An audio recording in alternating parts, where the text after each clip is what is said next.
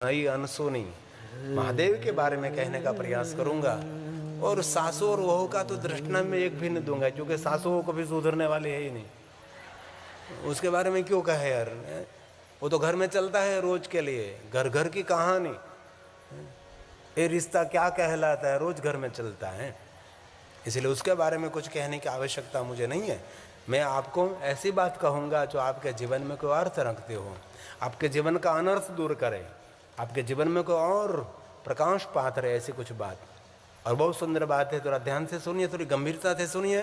कथा ये कोई मनोरंजन नहीं है, कथा नाचना गाना ये तो एक तरफ हमारा सत्संग है, लेकिन कथा हमारी नाचने गाने में जो चली जाए तो पहले मैं भी यही करता था ने, कथा में लोगों को नचाता था, एक करताल बजती थी, लोग जोर जोर से नाचते थे, नृत्य करते थे, लेकिन थोड़ी सी गंभीरता तो होनी चाहिए कथा के प्रति। इसलिए बहुत ध्यान से, जैसे कोई प्रयाग तीर्थ में ऋषि कथा श्रवण कर रहा है, ऐसी कथा श्रवण करें आप। चारों वेदों में लिंगार्चन से बढ़कर कोई पुण्य नहीं है, समझ लिया। चारों वेदों में लिंगार्चन, भगवान महादेव की शिवलिंग की पूजा से बढ़कर कोई पुण्य नहीं है।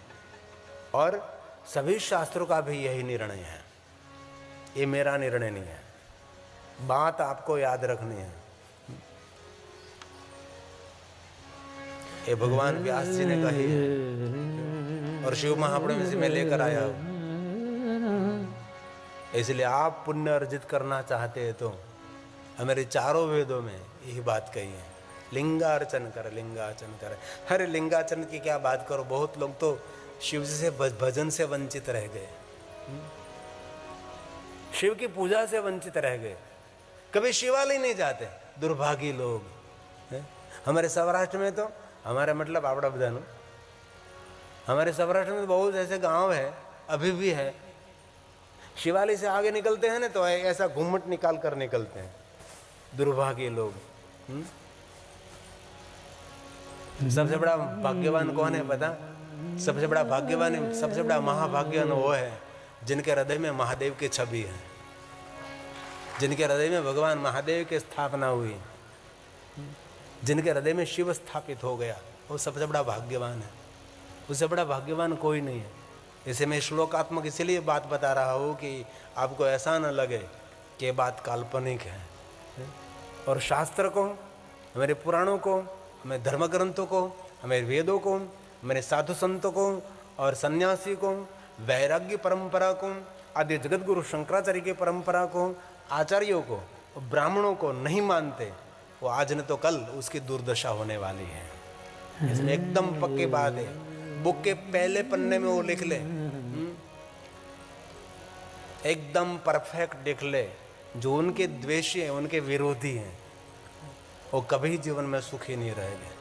कभी अभी उसका वो पुण्य है इसलिए दिखाई देता है सुखी है, बाकी धीरे धीरे सूर्य ढलता रहेगा तब पता लगेगा कि हमने बहुत अंधेरा फैलाया है, हमने कहीं प्रकाश नहीं फैलाया। हम दीप क्यों जलाते हैं? कथा के प्रारंभ में हमने पूरे लखानी परिवार की, ये मुझे बहुत अच्छा लगा, लखानी परिवार का बहुत हृदय से मैं आदर करता हूँ कि दीप कोई साधु संत महापुरुष राजकीय महानुभव से नहीं, दीप जलाए हो तो हमारे घर की बहनों ने दीप जलाया। क्या बात करी आपने, तो समाज को नई प्रेरणा दी, समाज को नई दिशा दिखाई। और अच्छी बात लगे तो दूर दूर से उसको फैलाना चाहिए, और बुरी बात लगे तो उसको वहाँ धरती में दफना दो। बुरी बातों का प्रचार प्रसार नहीं करना चाहिए। जो सच्ची बात है, सही बात है, सुंदर बात है, कल्याणकारी बात है, विश्व का हित करने की बात है, दूर दूर उनका प्रचार प्रसार करे भाई। ऐसे बहुत आदर करता हूँ लखानी परिवार का, सातों बहनों ने मिलकर भगवान का दीप प्रज्वलित किया, क्योंकि बहन हमारे घर की एक दीप है, हमारे घर की ज्योति है। हमारे घर में तो प्रकाश फैला कर गई, लेकिन दूसरे के घर में भी जाकर प्रकाश फैला रही है, वही हमारी बहन है, वही हमारी बेटी है। इसलिए भगवान व्यास जी ने ये गाया है,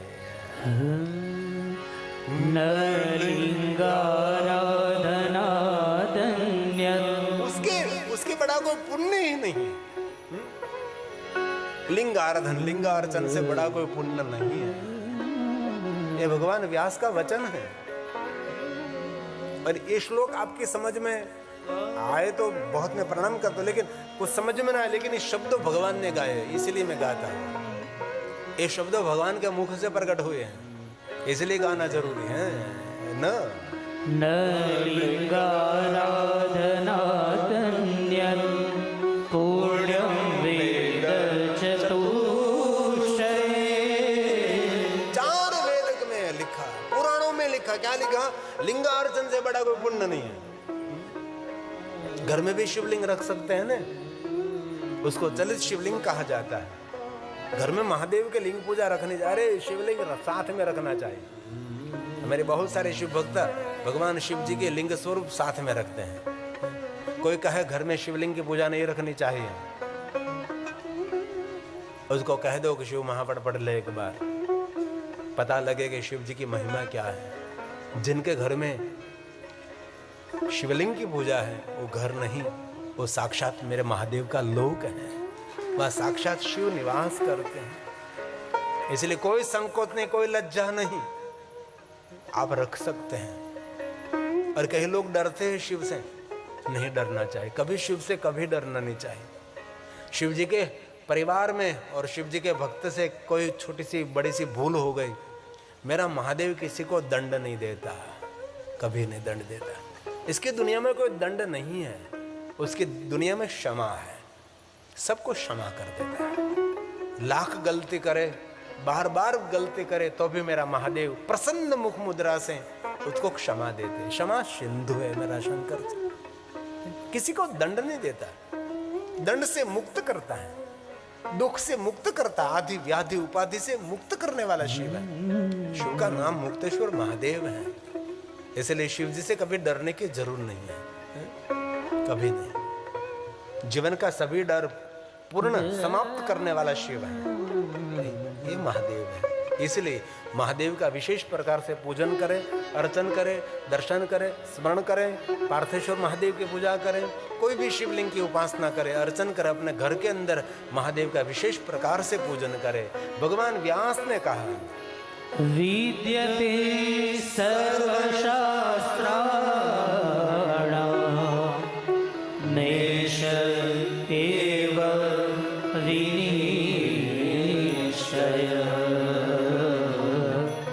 नैष एव विशेष प्रकार से निश्चय हमारा, विशेष प्रकार से निश्चय है, विशेष प्रकार से कहता हूँ।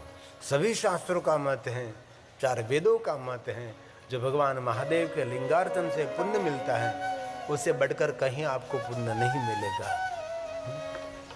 ये भगवान व्यास का वचन है, सुनिए जरा आदर के साथ।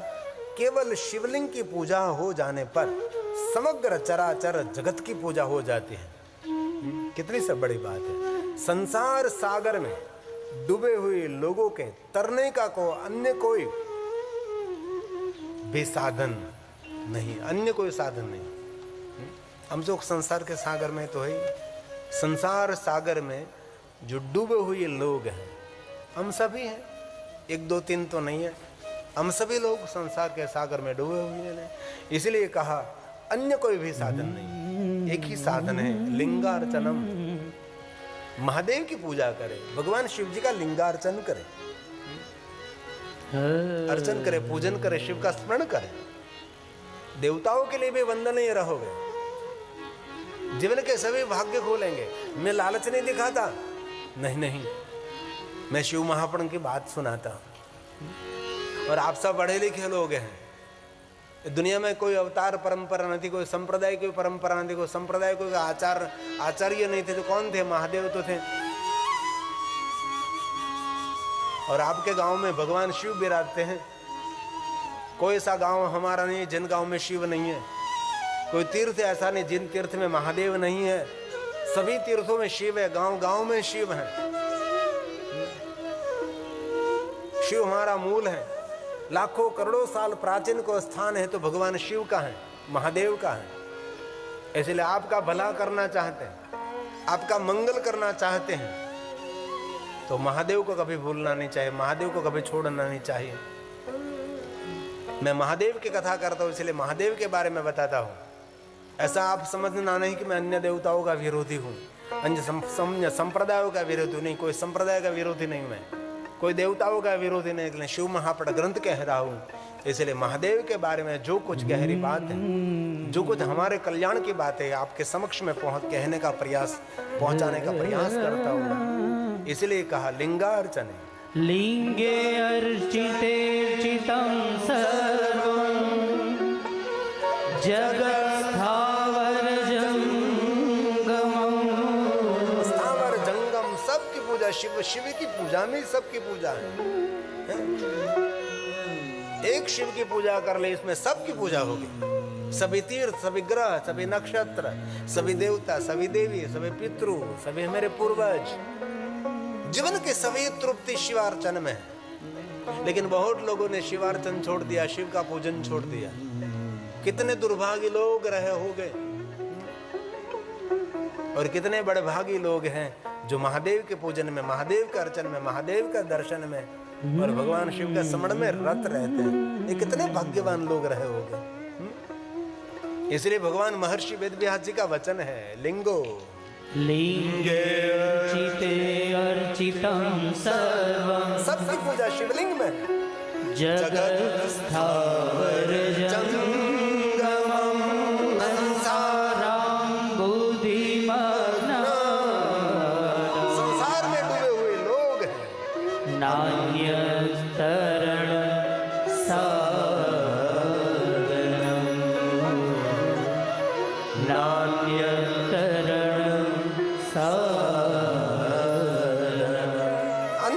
सागर तरने का साधन नहीं है। एक ही साधन है, भगवान महादेव की पूजा करे, महादेव का अर्चन करे, महादेव का दर्शन करे, शिव का स्मरण करे आप। और विशेष प्रकार से दिन चल रहे हैं, ये महाशिवरात्रि के दिन है।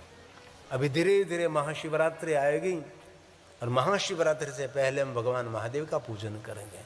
पवित्र श्रावण मास तो महादेव के बारे में कहा है, माक्षर मास भी महादेव की पूजा अर्चन के लिए कहा, भादो मास भी महादेव की पूजा अर्चन के लिए कहा, और हर सोमवार महादेव की पूजा अर्चन के लिए कहा। लेकिन और भी महादेव की पूजा के लिए बहुत सारी महिमा है।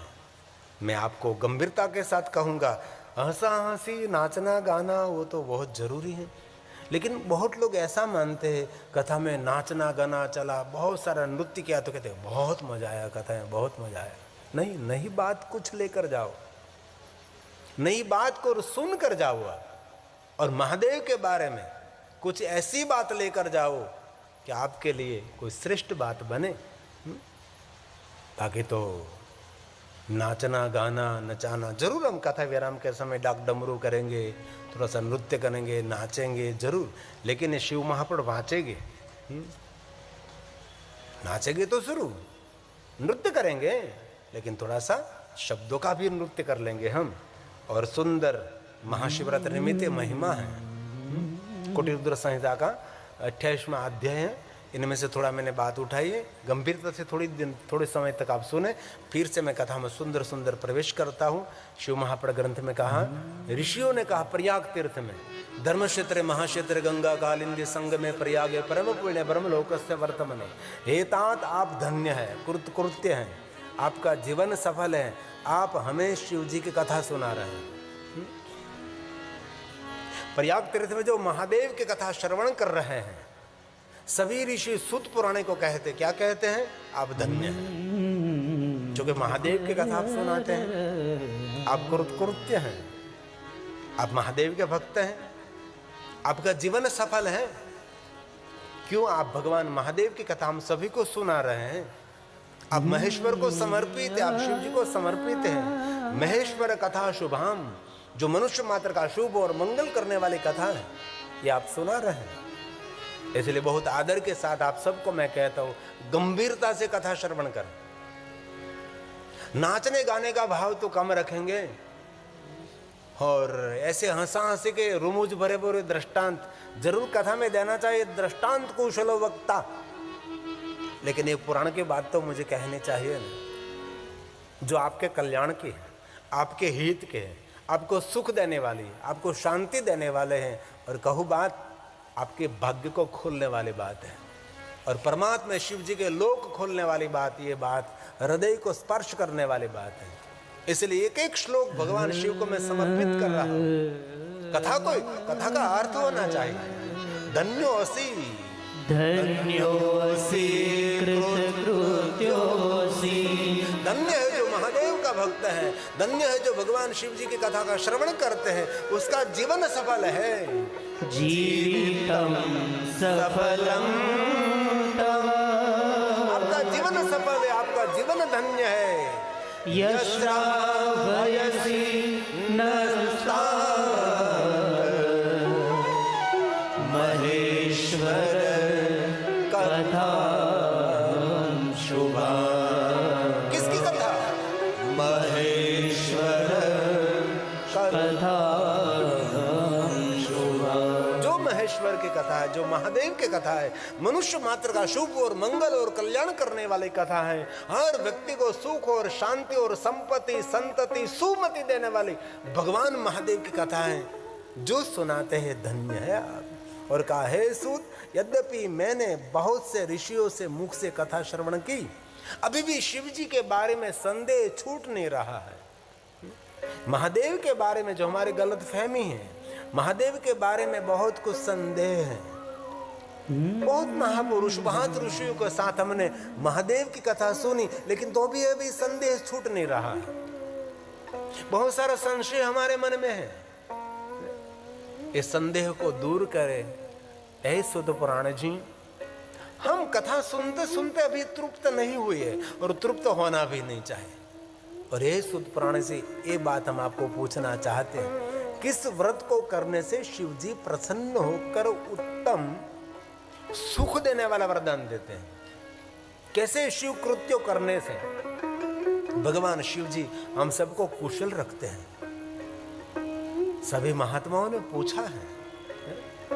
कैसे व्रत करने से, कैसे शिव जी का पूजन अर्चन करने से, कैसे भगवान शिव जी का स्मरण करने से, कैसे शिव जी के बहुत सारे कृत्य मतलब शिव की पूजा कैसे अर्चन करने से हमारे जीवन में सुख होगा, हमारे जीवन में शुभ होगा, हमारे जीवन में मंगल कैसे हो सकता है? कैसे व्रत करें हम? और बहुत लोगों को पता ही नहीं। बस इतना ही पता है कि सोमवार के दिन शिव जी का व्रत करना चाहिए। 16 सोमवार, साकरिया सोमवार, भाकरिया सोमवार, मूंगा सोमवार, उभा सोमवार, आड़ा तो रोज थाता जो है। ऐसी थोड़ी सी आपके पास शंकर भगवान की माहिती है। सोमवार की माहिती, त्रयोदशी की माहिती और महाशिवरात्रि की। और क्या आपके पास है? बहुत लोगों के पास नहीं है, मेरे पास भी नहीं थी। ये तो मैंने शिव महापुराण आचार्यों के चरणों में बैठकर मैंने पढ़ा। मैं लगातार मैं हरिद्वार अवधूत मंडल आश्रम में रहा। मेरी पढ़ाई अवधूत मंडल आश्रम में हुई। जो मेरे शलड़िया कालो भाई मेरे गांव के हैं, उसने देखा है। वह हमारे सत्यदेव जी महामंडलेश्वर थे। उसके उत्तराधिकारी हमारे में सत्य महामंडलेश्वर संतोषानंद जी महाराज हैं। बहुत समय तक 5 साल से ज़्यादा मैं इस आश्रम में रहा हूँ। मैंने एक एक श्लोक पर मैंने पढ़ाई की है। मैं पढ़ लिख कर आया हूँ, आपके समक्ष कुछ लेकर आया हूँ, कुछ कहने के लिए आया हूँ। मुझे भी पता नहीं था, पढ़ाई की मैंने तब पता लगा कि बहुत कुछ है महादेव के भक्तों के लिए। किस व्रत करने से, कैसे पूजा करने से, कैसे अर्चन करने से हमारा कैसे सुख होता है, हमारा और हमारे परिवार का कैसे मंगल रहेगा। केन व्रतेन संतुष्टम, केन व्रतेन संतुष्ट। कैसे व्रत करने से शिव जी की संतुष्टि होती है? शिवो यच्छति सुखम। कैसे सुख मिलेगा? किसी को सुख की इच्छा नहीं, सबको सुख की इच्छा है, सबको आनंद की इच्छा है, सबको आरोग्य की इच्छा है, सबको प्रसन्नता की इच्छा है। हमारा परिवार, हमारा जीवन हम कुशल रहे, सूर्ण जैसा उज्जवल रहे। मतलब सुवर्ण, हम कुशल रहे, हम सूर्ण की तरह चमकते रहे, हमारा आदर्श जीवन रहे, हमारा दर्शनीय जीवन रहे। ये सबकी लालचा है ना। तो कैसे हो सकता है? उनकी युक्ति आपके समक्ष में कहने का प्रयास करता हूं। केवलः शिवकृते तस्मात् पूज्यामहे। हम सभी पूछ रहे हैं। क्या पूछ रहे हैं? तस्मात् पृच्छामहे। एक ऋषि कोई नहीं पूछ रहा है, बहुत सारे ऋषियों का समूह पूछ रहा है। वयम, हम सभी ऋषि पूछ रहे हैं। वयम, मैं अकेला नहीं, हम सब ऋषि इस सूत पुराण को आपको पूछ रहे हैं, कैसे कृत्य करने से, कैसे अर्चन करने से, कैसे स्मरण करने से, किस प्रकार के व्रतों करने से हमारे जीवन में शुभ होगा, हमारे जीवन में मंगल होगा, हमारे जीवन में सभी प्रकार के सुख का आगमन होगा। सुनिए जरा ध्यान से, भक्तों को जिस व्रत करने से विशेष रूप से भक्ति, मुक्ति, शांति, संपत्ति कैसे मिलेगी, उससे आप कीजिए। हे व्यास भगवान के सद शिष्य, व्यास शिष्य नमोस्तुते। हे सुत पुराण जी, भगवान महर्षि वेद व्यास जी के आप शिष्य हैं, इसीलिए जिज्ञासा व्यक्त करके हम आपको पूछ रहे हैं कैसे भुक्ति, भुक्ति मतलब संसार का भोग, संसार की सुविधा। सबको चाहिए ना, किसी को झोपड़े में रहना पसंद नहीं है, सबको राजमहल चाहिए, सबको सुख सुविधा चाहिए, सबको चैन की नींद चाहिए, सबको मंगल चाहिए। तो भक्ति और मुक्ति कैसे मिलेगी, अब उनके बारे में कुछ कहने का प्रयास करें। हम आपके पास जिज्ञासा व्यक्त करते हैं। भुक्ति मुक्तिश्च, भुक्ति मुक्तिश्च लभ्ये भक्तेन व्रतेन। कैसे भक्ति करने से, कैसे व्रत करने से, कैसे भक्ति करे शिव की, कैसे व्रत करे शिव का। तदवद तद्वदत्वं विशेषेण, विशेष प्रकार से उसका वर्णन करे। तदवदत्वम, तम मतलब आँख, वद मतलब बोलना, विशेष प्रकार से उसके बारे में कहने का प्रयास करें। श्रोताओं को कैसी कथा पसंद लगती है खबर पता है, नाच गान और दृष्टांत, हंसना हंसाना रुलाना। अरे क्यों रोएंगे, आगे भावात्मक दृष्टांत दूं आपको तो आप रोने लगोगे। माँ का प्रेम का वर्णन करो, बाप का प्रेम का वर्णन करो, बहन का प्रेम का वर्णन करो, भाई भाई के प्रेम का वर्णन करो, वो तो बहुत सालों से हम कर रहे थे।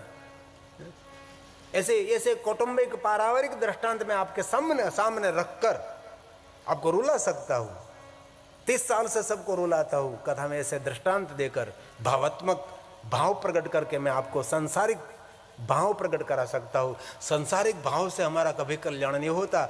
भाव भावा करम शिवम, महादेव के चरणों में जो एक बार भाव प्रकट कर गया हो गया ना, तो भाव पार हो जाओगे। लेकिन वक्ता कैसा होता है, सांसारिक भाव प्रकट कराते थे। सांसारिक भाव जरूरी है, माता पिता का आदर्श करना, पारिवारिक, लेकिन ये सब कुछ आंख बंद होने के बाद हमारे लिए सब कुछ समाप्त है। इसलिए शिव की यात्रा संसार की नहीं है, शिव की यात्रा संसार पूर्ण होने के बाद की शिव की यात्रा है। आंख बंद हो गई और अंधकार हो गया, तब प्रकाश, तब ज्योति मिलेगी। ये शिव की यात्रा है। इसलिए कहा तद्वदत्वं विशेषेण व्यास शिष्य नमो। इसलिए कहा तद्वदत्वं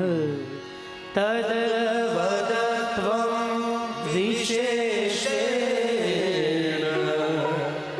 व्यास शिष्य नमोस्तुते। व्यास शिष्य नमो। हे भगवान महर्षि वेद व्यास जी के सद शिष्य सुत पुराण जी, आप हमको सबको मार्गदर्शन करें। अब ध्यान दीजिए, अब सुत पुराण बहुत सुंदर सभी महात्माओं का संबोधन कर रहे हैं। हे ऋषियों, आपने अच्छा प्रश्न किया है। क्यों किया है? आप सभी दयालु हैं। क्यों दयालु हैं? लोक हित के लिए मुझे प्रश्न कर रहे हैं, जगत हित के लिए, सबको सुख मिले, इसलिए आप सभी मुझे ऐसे प्रश्न कर रहे हैं। शिव जी के चरण कमलों में मैं ध्यान करते हुए मैं आप सब के लिए जो प्रश्न है, जगत के सुख के लिए, जगत के मंगल के लिए, जगत के कल्याण के लिए जो कुछ है, मैं मेरे सदगुरु भगवान व्यास जी ने जो बताया वो सब कुछ मैं कहने का प्रयास करूंगा। किसके लिए? सबके सुख के लिए। और सूत पुराण कहते हैं शिव जी के चरण कमलों का ध्यान करते हुए मैं आप सबको, आपने जो मुझे प्रश्न किए हैं, क्योंकि आप सब दयालु हैं और कथा का आयोजन करे वो दयालु ही रहता है। कथा ये कल दो कल के लिए तो नहीं है। और मैं वो हृदय से कहता हूँ, ये कथा आप जितने भाई बहन इस कथा स्थल पर बैठकर सुन रहे हैं, इतने लोग नहीं सुन रहे हैं। हिंदी का प्रयोग मैं इसीलिए कर रहा हूँ, मैं क्षमा चाहता हूँ, मैं गुजराती हूँ, मुझे आपके समक्ष गुजराती में कथा कहनी चाहिए, लेकिन ये महाशिवरात्रि है तो हमारा उद्देश्य है कि सिर्फ गुजरात की पूर्ति ना रहे और पंडाल में बैठे इतने भाइयों बहनों के पूर्ति कथा ना रहे, ये लखानी परिवार की कथा लाखों ने करोड़ों लोग तक मैं पहुंचाने का प्रयास करता हूँ, ये मेरा प्रयास है। क्योंकि कथा आस्था में 180 देश में कथा आती है, एक देश में नहीं, 180 देश में, जहाँ जहाँ हमारा भारतीय रहता है वहाँ कथा पहुँचती है। एक कथा, इसीलिए मैं क्षमा चाहता हूँ, गुजराती बोलने में मुझे मजबूर ना करें, मैं थोड़ा सा बोल लूँगा, मैं थोड़ું ગુજરાતી બોલીશ એ વાત પાકી છે, પણ વધારે પડતું હિન્દી બોલીશ, અને જે ગરડા માણસો સમજી ન શકે એને તમે સમજાવી દેશો ગુજરાતીમાં। પણ આમ તો ઘણીવાર તો આમ કોઈના ઘરે જાય તો ગઢા માજી બેઠા બેઠા હિન્દી સિરિયલ જોતા હોય છે, આમ પ્રેમથી જોતા હોય છે, તો એનો અર્થ એ થાય કે એ લોકો હિન્દી સમજી જો શકે છે, तो हिंदी सीरियलों जो આપણે समझ सकता हो तो हिंदी कथा क्या हम न समझ सकिए, है ना? क्योंकि हमारा प्रयास है इस कथा का संदेश करोड़ों लोगों तक पहुंचना चाहिए, ये हमारा प्रयास है। सम्यक पृष्ठम ऋषि श्रेष्ठा है, श्रेष्ठ महात्माओं, सम्यक पृष्ठ ऋषि श्रेष्ठा। आपने जो प्रश्न किया है श्रेष्ठ ऋषियों, आप दयालु हैं, भवद्भि करुणा से भरे। महादेव के भक्तों के हृदय में करुणा होनी चाहिए, और महादेव का नाम भी है करुणेश्वर महादेव, और अमृत बोलते हैं ना कर्पूर गौरम करुणा अवतारम, महादेव को बोलते हैं ना, कभी बोले क्रोधा अवतारम। और एक बात कहूं, आप तो नहीं कहोगे, कहो, लेकिन मैं कहता रहूंगा, जो क्रोध करता है ना वो कभी महादेव का भक्त नहीं है, जो बात बात में क्रोध करता है वो महादेव का भक्त नहीं है। महादेव का भक्त वही हर हालत में शांत रहे, वही शिव का श्रेष्ठ भक्त है, हर परिस्थिति में शांत रहे, वही महादेव का भक्त है। कोई भी विपरीत स्थिति हो, विकट स्थिति हो, इनमें भी शांत रह सके, वही महादेव का भक्त है। शिव भक्तों का पहला लक्षण है शांत रहना, इसलिए कहा करुणात्मा, आप सभी दयालु महात्मा है। स्मृत्वा स्मृत्वा शिव शिव जी के चरण कमलों का ध्यान करता हूँ, स्मरण करता हूँ, उसका ध्यान करता हूँ। कथयामि कथयामि यथा श्रुतम्, कथयामि यथा।